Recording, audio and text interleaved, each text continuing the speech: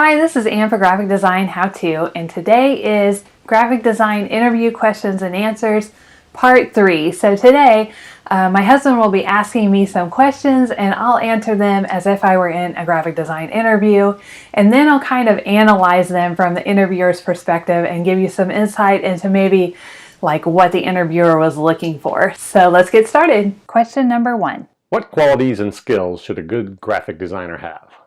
I think first and foremost, a good graphic designer needs to have a really strong sense of creativity and a good aesthetic eye and the ability to use those together to create really awesome designs.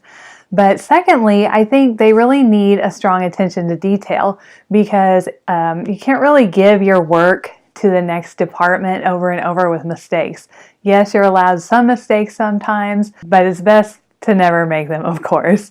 So that's something that I personally really focus on, just developing my creativity and creative eye, and also maintaining a very strong attention to detail. A good graphic designer is also going to need really great problem-solving skills, and they'll need to, of course, know the programs inside and out. That's a given.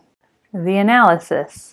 With this question, I think the interviewer wants to know if your idea of what a good graphic designer is aligns with his or her idea. This question is probably also a lot about fit. How well are you going to fit into their expectations? How well you're going to match up with the rest of the team.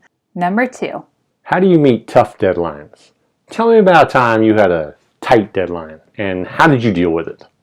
When I have tough deadlines, a whole bunch of things piling up at once, I'll just make a list of all of those things, write them out, and then go through them and prioritize them in order. And if it looks like I can't get everything done, I think it's a really great idea to delegate overflow to maybe a junior designer if there is one. At my current agency, we actually had a tight deadline recently where we had to get an entire web design completed for a client the next day.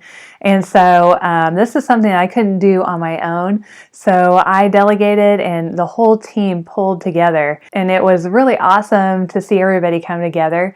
A lot of people did stuff that they're not used to doing in their position, but we worked together and got it all done as a team. And we did have to stay a little late. That's another thing. If the deadline is approaching and you don't feel like you can get it done in regular work hours, I think it's really important to stay late, and I'm okay with doing that. The analysis. With this question, I think the interviewer definitely wants to know if you have experience with deadlines. They want to know if you'll do what it takes to get a product to the client when it's been promised. So if a designer doesn't really care about deadlines, they're probably not going to succeed very well like in an agency setting. Number 3. What have you learned from all your mistakes as a graphic designer? I think as a newbie graphic designer, one of the things I found myself doing a lot was just not double proofing my work. And so I really learned over time to double check every single thing so that the next department doesn't get any mistakes from me. I know from experience that it can be frustrating when people don't check their work because you just have to send it back, tell them to make changes. It is probably not the most fun thing for them. So I make sure to always check my work. That way the agency doesn't lose face if it goes out to a client with a mistake on it. That's always the worst. The analysis. I think with this question, the interviewer wants to find out how you learn and how you take a bad situation and learn from it and improve on it.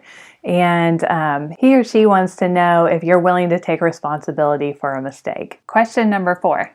Why don't you just stay at your current company?